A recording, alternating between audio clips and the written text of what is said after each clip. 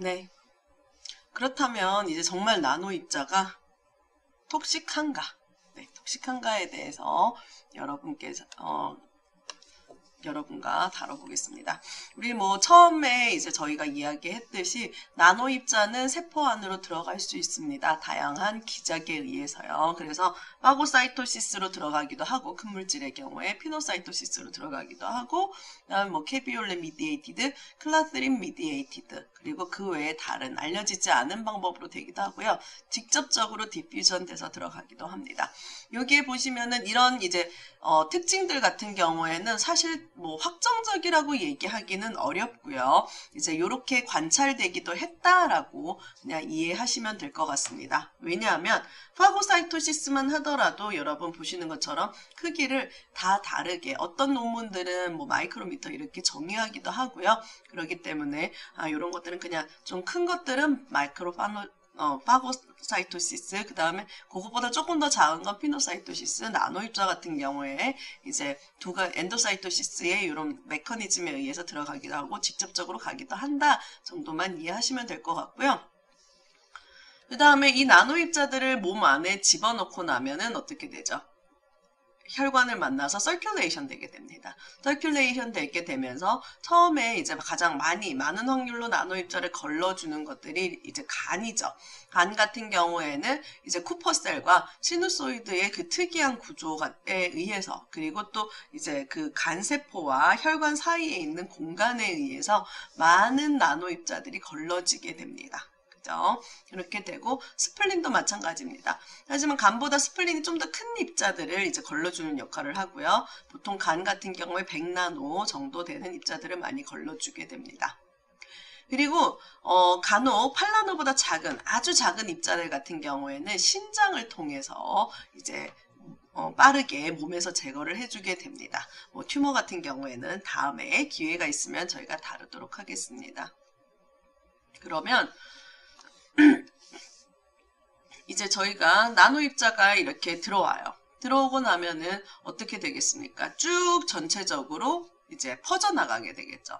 퍼져나가게 되고 그리고 어떤 조직에서는 뭐 걸리기도 하고 간 조직 같은 경우에 뭐 쿠퍼셀이 먹을 수도 있고 아니면은 그 공간에 의해서 디스스페이스에 의해서 잡히기도 하고 이런 다양한 리텐션들이 일어나게 되는데 그게 이제 뭐 조금 있을 때는 괜찮지만 앞에서도 말씀드렸듯이 얼마나 자주 노출되느냐에 따라서 이제 그 데미지가 생기기 시작합니다. 그럼 데미지가 생기게 되면은 이제 엔타이 옥시던트 네트워크라고 해서 뒤에서 말씀드리겠지만은 데미지 생기는 원인 중에 하나가 ROS 같은 것이 형성되는데요. 그걸 또 막아주는 우리 시스템이 있습니다. 그래서 우리 몸은 정말 똑똑해요. 그래서 하나가 잠깐 했다 뭐 이렇게 문제가 됐다고 해서 얘가 뭐 그냥 그대로 보는 게 아니라 이게 계속 수정을 해줍니다. 그래서 이제 향상성을 유지하도록 해주고요. 그리고 그것들을 고쳐주기도 합니다. 그래서 처음에는 이렇게 잘 돌아갑니다. 데미지 뭔가 노출이 됐다가도 데미지 있기도 하고 그죠? 데미지 있기도 하고 하지만은 이제 몸의 자체적인 작용에 의해서 이제 더 몸이 이제 원래대로 돼서 보통 그래서 우리 뭐 미세먼지 한번 마셨다고 다 죽지는 않잖아요. 그죠? 그렇기 때문에 보통은 이렇게 괜찮습니다. 그래서 이렇게 이제 그냥 별 문제 없이 이제 유지가 될 수 있으면 안전한 입자들이겠죠. 근데 문제는 이 문제를 아주 데미지를 크게 해서 이게 고칠 수가 없는 거예요. 도저히. 그럴 때는 독성이 나타나게 되는 겁니다.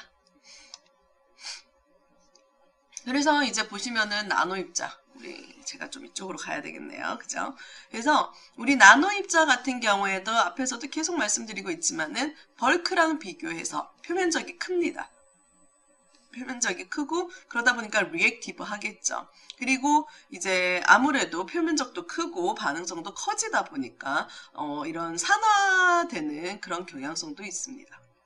그리고 이제 그 어딘가 세포 같은 곳에도 업테이크가 되기도 하고요. 이런 뭐 프로테인 코로나 같이 단백질이랑 잘 상호작용하기도 하게 됩니다. 그리고 이제 하지만 이온이랑 비교해서는요. 덜 리액티브하죠. 상대적으로. 그죠? 이온 같은 경우에는 원자가 거의 그대로 나타나게 되는 겁니다. 그러다 보니까 얘네들은 이온에 비해서는 사실 덜 톡식해요. 노출된다고 하더라도. 그래서 이러한 성질들을 여러분께서 조금 이해를 하시면 좋을 것 같고요. 그러면 나노 입자가 여러 가지로, 제가 요쯤 오면 좋겠네요. 그죠? 데미지를 입히는 여러 가지 기작들이 있는데, 그러면은 어떻게 데미지를 입히게 되느냐? 일단 첫 번째, 보통 우리 나노 입자들 같은 경우에 뭐 여러 종류가 있지만 금속들이나 뭐 반도체 입자 이런 것들 같은 경우에는 이제 그 전자가 익사이테이션 될 수가 있습니다. 그 전자들에 의해서 주변에 있는 물질들을 산화시키기도 하고 환원시키기도 합니다. 뭐 금속 같은 것도 마찬가지고요. 그래서 전자 이동을 원활하게 함으로써 표면적이 넓다 보니까 산화 환원 반응에 참여를 하게 되고요. 결론적으로 산화 환원 반응이 일어난다는 것은 어떤 본드가 끊어질 수도 있고 어떤 본드가 더 생길 수도 있다라는 거겠죠.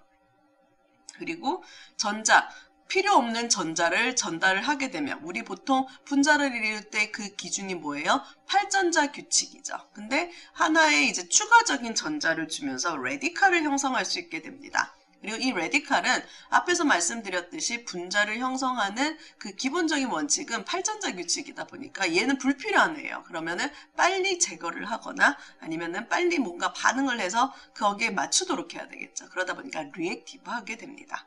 그래서 그런 식으로 영향을 끼칠 수도 있고요. 그 다음에 녹아서 이온들 자체가, 이온은 아주 익스트림리 리액티브 하죠. 그래서 이온에 의해서 나타날 수도 있고요. 그 다음에 표면 전하가 플러스 전하를 가지는 경우에 지난번에 저희가 세포와 상호작용을 하는 그 수업을 기억을 하신다면요. 플러스 전하를 가졌을 때는 세포막과 큰 상호작용을 하게 되고 그리고 세포 안으로 들어가는 와중에 세포막을 망가뜨리게 됩니다. 그러다 보니까 독성이 또 나타날 수 있겠죠. 그리고 이제 폐 같은 경우에도 아주 깊숙이 들어가다 보니까 이 폐에 데미지를 입게 되고 이 폐가 섬유화가 돼요. 섬유화가 된다는 건 딱딱해진다는 거예요. 그러면 우리 폐는 이렇게 했다가 펴졌다가 펴졌다가 하면서 이제 숨을 계속 이제 공기를 바꿔줘야 되는데 기체의 교환이 일어나야 되는데 딱딱해지면 기체의 교환이 일어나기 어려워집니다. 그러면 우리 어떻게 돼요? 우리 사실 이제 조금 슬픈 얘기기는 하지만 팬데믹 기간 동안에 노약자들이 가장 사망률이 되게 높았습니다. 위험군 같은 경우에 그 이유 중에 하나가 폐가 망가지다 보니까 노약자들 같은 경우는 더 약하잖아요. 숨을 쉴 수가 없으니까 사망에 이르는 경우가 많았죠. 그래서 이런 이제 영향을 끼칠 수도 있고요. 그 다음에 이제 과동, 우리 몸 안에 뭔가가 들어오면 뭐라 그랬어요? 그 몸을 지켜주는 시스템이 있어서 그 면역 시스템들이 과부하가 되기도 합니다. 그래서 면역 반응에 의해서 또 독성이 나타날 수도 있고요. 요거 같은 경우에 이제 앞에서 이제 말씀드렸듯이 포토액티브한 그런 반도체 물질들 같은 경우에 피부에 발랐을 경우 과도한 자유전자가 익사이티드 된 에너지를 많이 가지고 있는 전자가 형성되게 되고 그로 인해서 또 뭐 ROS 반응도 일어나게 되고 여러 가지가 되겠죠. 그죠? 이렇게 되고 그 다음에 이제 여기 보시는 것처럼 뭐 구리 같은 경우에는 이제 그 태아의 이제 형성에 영향을 끼치면서 여기에 있는 뭐 단백질 디포메이션과 관련을 하게 되면서 이런 영향을 끼치기도 합니다. 그리고 실버나 아니면은 SiO2 같은 아니면 일반적인 나노 입자 같은 경우에 우리 몸 안으로 들어가면 뭐라 그랬어요? 그 혈관으로 들어가게 되면서 온 몸을 돌아다니게 된다라고 말씀드렸습니다. 그런데 이 혈관 안에 가장 많은 게 적혈구죠. 그죠? 적혈구의 표면과 상호작용을 함으로써 적혈구를 깨트려 버립니다. 그럼 적혈구 깨트려 버리면 어떻게 돼요? 우리 적혈구의 기능이 뭐예요? 산소의 운반이죠. 기체 운반입니다. 그러다 보니까 적혈구가 깨지면은 결국 우리가 숨을 못 쉬는 것과 동일하게 되는 거예요. 비록 기체는 들어갔지만 이 기체를 받아줄 적혈구가 없어지는 거겠죠. 그래서 이런 다양한 기작을 통해서 나노 입자들은 독성을 나타낼 수 있습니다. 그래서 그러면은 이런 독성들이 나타나는 거를 생물학적인 시퀀스에 따라서 앞에서는 이런 원인에 의해서 독성이 나타날 수 있는데 몸 안에 들어왔을 때 가장 데미지가 많이 일어나는 것 중에 하나가 보시면 일단 ROS가 형성이 되는 거고요. 그다음 면역 반응입니다. 면역 반응이고 이 두 개는 모두 다 칼슘의 그 칼슘 농도와 관련이 있게 됩니다. 그래서 칼슘 을 저하시킴으로 인해서 ROS를 많이 형성하게 되고요. 이로 인해서 내추럴 킬러 셀이라고 해가지고 이런 이제 NFKB 같은 이런 면역 세포들을 액티베이션 시키게 됩니다. 이렇게 시키다 보면은 이제 그 독성들, 이제 면역 반응에 의한 독성이 나타나게 되고요. 그 다음에 이제 여기도 보시면은 이런 파고사이토시스 같은 것들이 데미지 입은 여러 가지 세포들을 이제 먹어서 없애버려야 돼요. 그러니까 일부 데미지를 입어도 얘네들이 조금만 되면은 옆에서 그냥 청소하듯이 청소부들이 가서 쭉 청소를 해버리면 되는데 이것들이 과도하게 일어나게 되면은 이런 파고사이토시스가 되는 능력 자체도 저하가 되게 됩니다. 그렇게 되면 어떻게 되겠어요? 우리 몸의 침입자인 나노물질들을 빨리 제거해줘야 되는데 이걸 제거를 못 해주게 돼요. 그렇게 되다 보면은 세포 안으로 들어가게 되고요. 또 세포 안에서 마이토콘드리아, 우리 움직일 수 있는 에너지를 내는 마이토콘드리아에 들어가게 돼서 독성을 나타내기도 하고 아니면 뉴클리어스로 들어가면 어떻게 돼요? 뉴클리어스 안에는 뭐가 있어요? 유전자가 있습니다. 이런 유전자에도 영향을 끼칠 수 있게 돼요. 네. 그래서 각각의 보시면 뭐 ROS 제너레이션, 옥시더티브 스트레스, 마이토콘드리얼 퍼터베이션, 인플라메이션, 뭐 레티큘러 엔도테리얼 업테이크 되는 거, 프로테인, 그리고 프로테인도 붙으면 어떻게 돼요? 얘네들이 화학적인 상호작용에 의해서 모양이 바뀌게 되고 모양이 바뀐다는 건 기능을 할 수가 없겠죠. 등등등 여러 가지 영향을 끼칠 수 있습니다. 여러분 끼칠 수 있고요. 그로 인해서 나타나는 현상들 여기에 보시는 것처럼 뭐 DNA나 단백질 같은 것들이 망가지기도 하고요. 그 다음 오토이뮨이라고 하는 과면역 반응을 일어나기도 하고 뭐 여러 가지 아니면은 그 장기의 기능을 망가뜨린다거나 하는 것들을 보여주게 됩니다. 하지만 이거 같은 경우에는 완전히 너무 그 데미지가 큰 경우에 나타나는 현상이 되는 거고요. 이거 같은 경우에는 꼭 나노 입자 때문만에 이렇게 나타난다기보다는 여러 가지에 의해서도 나타나는 현상들이기는 하나 나노 입자에 의해서도 이렇게 연관이 될 수 있다라는 것을 말씀드리겠습니다.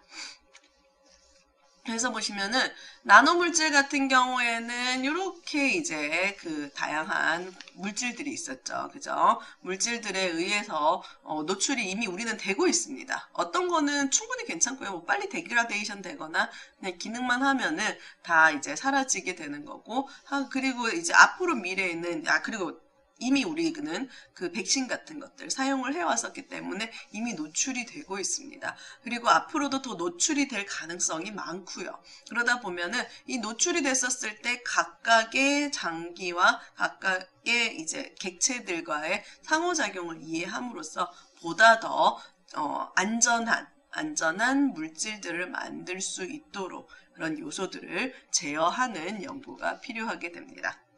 이제 일단 나노 입자의 독성 경향에 대한 몇 가지를 보여드릴게요. 지금 일단 보시면은 징크 옥사이드입니다. 여기 네모로 표시된 거는 나노 크기의 징크 옥사이드고요. 역삼각형으로 되어져 있는 거는 마이크로 크기의 징크 옥사이드입니다. 이거 같은 경우 아마 크기가 잘 정제가 되지 않고 예전에 초기에 나왔던 결과로 보여지는데요. 보시면은 일단은 이 L132라고 하는 세포에는 나노 입자든 마이크로 입자든 상관없이 독성이 동일하게 보이게 됩니다. 일정 농도가 높아지게 되면요.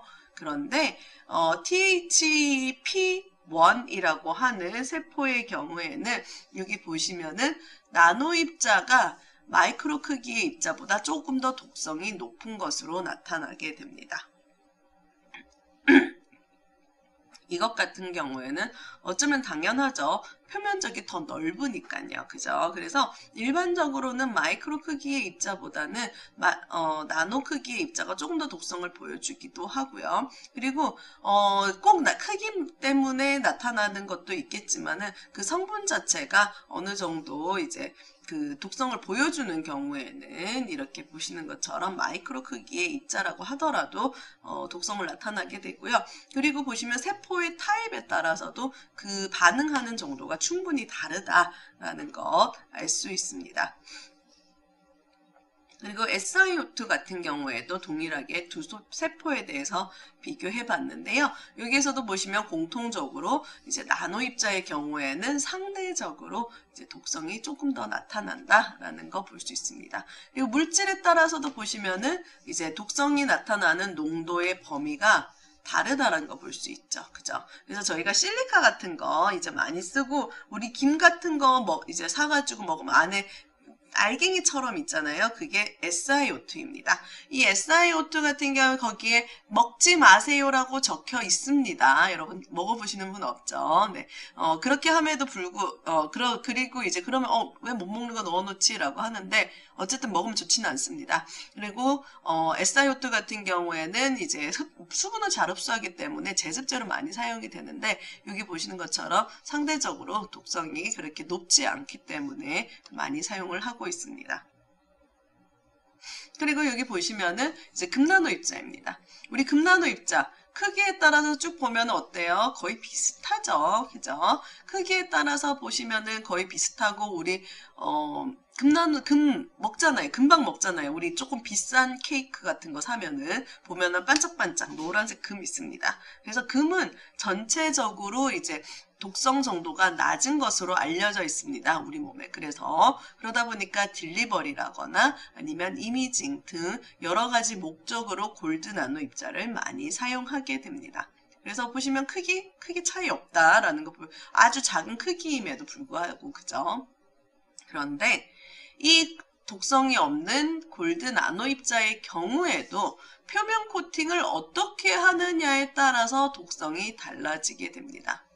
그래서 여기 보시면은 골드 나노 라드인데요. C탭이라고 하는 물질로 코팅을 했더니 독성이 아주 커졌죠. 그리고 요거 같은 경우에는 이제 C탭을 많이 넣었던 것 같아요. 요거 같은 경우에는 C탭을 표면에만 코팅했을 때, 그 다음에 PSS라는 걸 코팅했을 때, 그래서 독성 정도가 다르다는 걸 알 수 있고요. 여기 지금 벌크 C탭의 경우 이제 많이 넣고서는 골드 나노 입자를 이제 넣어서 그냥 특별한 분리 없이 이제 사용을 한 거겠죠. 그런 경우에 독성을 나타내게 되는데 왜냐하면 C탭 자체가 독성이 있기 때문입니다.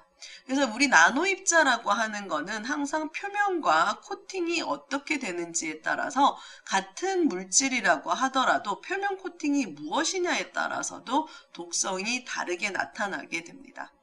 그래서 저희가 이제 여러 가지 물질들을 개발을 하고 이제 나중에 궁극적인 목적은 나중에 사용하고 싶어서죠. 그죠? 그렇게 했었을 때 FDA 승인을 받을 때 나노 물질 같은 경우에 이제 승인을 받을 때 조금 까다로운 것 중에 하나가 분자의 경우에는 그 분자는 다 똑같습니다. 근데 나노 물질의 경우에는 금나노라고 하더라도요. 좀 오버하면 수억 가지의 조합을 만들어낼 수 있습니다. 그러다 보니 각각에 대한 승인을 다 받아야 하는 게 여기에 보여지는 것처럼 같은 물질이라고 하더라도 그게 얼마만큼의 비율로 섞여 있느냐, 무엇으로 코팅이 되어 있느냐에 따라서도 다른 독성 정도를 나타내기 때문에 그런 부분들을 유념하셔야 됩니다. 네, 다음으로 또 여기 보시면은 실험 프리, 네, 실험 프리로 해가지고 이제 여기 단백질이랑 같이 넣었느냐 안 넣었느냐에 따라서 셀 바이어빌리티 이제 보시면요, 이건 골드 나노스피어, 이건 코팅이네요. 코팅되는 거에 따라서. 그다음에 골드 아마 나노스타였던 것 같네요. 네. 그리고 이 코팅되는 물질에 따라서 독성 정도가 일단 달라지는 거 보이게 되고요. 그 다음에 단백질이랑 같이 섞어주게 되면은 프로테인 코로나가 형성되게 되겠죠. 그러다 보니 이제 프로테인 프로테인 코로나가 형성되는 경우에 상대적으로 조금 덜 독성이 보이고 이거를 이제 시럼을 조금 더 많이 섞어주게 되는 경우 그 독성 정도가 조금 낮아지는 것을 볼 수 있습니다. 그래서 여러분들께서 이제 그 나노입자의 독성을 단순히 우리가 연구실 밖에서 분석한 것만을 가지고서 정의를 하기는 조금 어려운 부분들이 있겠죠. 그래서 복합적으로 프로테인 코로나나 이런 것들에 대한 이해도 하셔야 될 거고요. 이거 같은 게 형태에 따라서 다르게 나타나 있을 때 네, 이거 같은 경우는 나노스피어인 것 같고요. 나노라드인 것 같고요. 나노프리즘인 것 같고요. 이거는 나노큐브, 아마 이렇게 네모 형태로 되어져 있는 것 같습니다. 그 경우에 형태에 따라서도 보시면은 같은 농도를 처리했을 때의 독성 정도가 달라지죠. 좀 뾰족뾰족한 거 이렇게 있는 경우에 보시면 좀 더 독성이 있고 나노스피어도 좀 더 독성이 나타나게 되네요. 그죠? 그래서 같은 물질이어도 표면 코팅이 어떻게 되느냐, 나노 물질의 형태가 어떻게 되느냐에 따라서도 독성이 달라진다. 그리고 이게 단백질과 또 같이 조합이 됐었을 때도 그 독성 정도가 달라질 수 있다라는 걸 볼 수 있습니다. 같은 경우에는 앞에 그림에서 보여드렸던 것처럼 이제 여기에서는 사실 별 차이는 안 나는데 표면 코팅의 경우에는 표면 코팅 같은 경우에는 이제 나노입자의 코팅 종류에 따라서 단백질과 함께 인큐베이션 했었을 때 세포에 단백질 프로테인 코로나가 있을 때 그 독성 정도가 감소하게 되고요.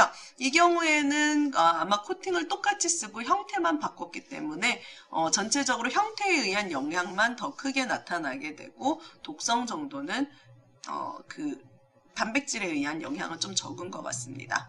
그리고 이제 여기 보시면은 그러면 세포 안에 업테이크 되는 거 그거 같은 경우에도 보시면 세포 여기 보시면은 실험이 없는 것들 그러니까 단백질이 없는 것들이 전체적으로 높은 세포 업테이크를 보이게 되고요. 전에 말씀드렸듯이 단백질이 코팅이 되었을 때 아무래도 이런 세포와의 상호작용 같은 것들을 막는 경우도 있습니다. 막게 되면서 더 세포 안으로 많이 들어가게 되고요. 그리고 이제 코팅 이제 단백질과 함께 섞어 주었을 때는 여기 보시는 것처럼 이렇게 세포 안으로 들어가지 못하고 표면에만 일부 존재하게 될 수도 있습니다. 그래서 앞에서 배웠던 거랑 저희 연결이 많이 되죠. 그래서 이제 세포 안으로 이렇게 들어가게 될 때, 나노입자가 세포 안으로 들어가게 될 때, 표면이 어떻게 되어져 있는지, 그리고 나노입자의 형태가 어떤 식으로 되어져 있는지, 그리고 이 형태가 그리고 단백질들과 어떻게 상호작용을 하는지에 따라서 정말 많은 결과들이 달라지게 되고요. 이거 같은 경우에는 사실 우리가 아마 많은 데이터가 생기고 나서 나중에 빅데이터들을 통해서 하나의 가이드를 만들 수도 있는데 아직까지는 케이스 바이 케이스로 검사를 하고 있는 상황입니다. 그리고 이렇게 해서 세포 안에 들어갔을 때도 나타나는 예를 들어서 ROS를 상승되게 한다거나 아니면 리셉터를 자극을 한다거나 채널 같은 걸 자극한다거나 하는 것들도 다 다른 형태로 나타나게 되고요. 이뮨 반응 같은 것들도 다 달라지겠죠. 그죠? 그리고 ROS, 산화환원 반응 일어나는 것 자체도 나노입자의 성분이라거나 같은 성분을 가지더라도 표면이 어떻게 되는지에 따라서 다르기 때문에 여기 전체적으로 앞에서 말씀드렸던 이제 나노입자가 나타날 수 있는 독성의 다양한 시나리오들이 보여지는데요. 여기에 나타나는 반응들 역시 나노입자에 따라서 충분히 달라질 수 있다. 다만 이 노출이 반복적으로 됐었을 때 임계치 이상이 되면은 이제 여기서 보여지는 옥시더티브 스트레스라거나 아니면 세포 기관을 망가뜨린다거나 면역 반응을 일어나게 한다거나 하는 등으로 인해서 이게 너무 과도하게 일어나면은 결론적으로 이제 그 면역 반응을 일어나게 되고요. 그로 인해서 세포를 죽게도 하게 됩니다. 여기 보시면은 에이팝토시스와 네크로시스라고 하는 용어가 보이는데요. 둘 다 세포가 죽는 것에 대한 것인데 에이팝토시스 같은 경우에는 세포가 어떤 시그널을 받아서 이 시그널에 따라서 나는 죽어야 되겠다. 말을 하니까 조금 이상하는데 세포 자살이라고 얘기합니다. 세포 자살이라고 하면 이상한데? 라고 생각할 수도 있는데요. 이 에이팝토시스를 저희가 얘기할 때 항상 좋은 예로 드는 게 손가락.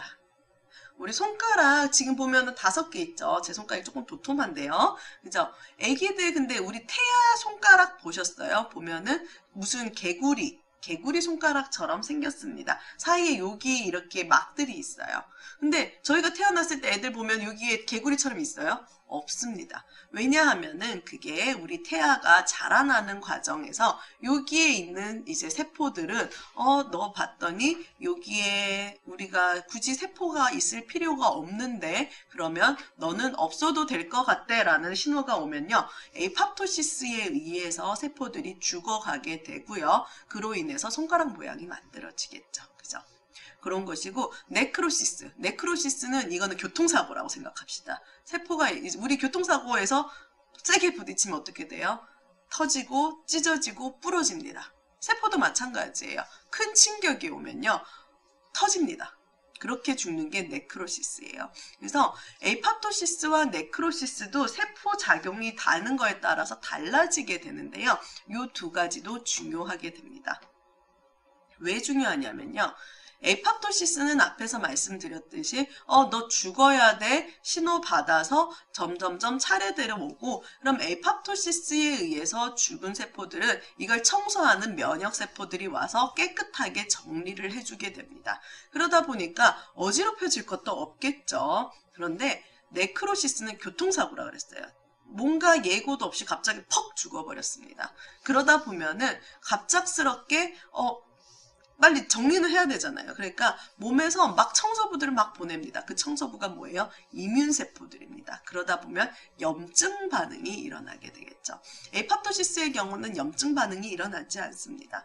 그래서 우리가 어떤 물질들을 만든다고 했었을 때 에이팝토시스를 유도할 수 있다면은 물론 에이팝토시스가 과도하게 일어나면 문제가 되겠지만은 이런 경우에는 상대적으로 염증을 또 줄일 수가 있겠죠.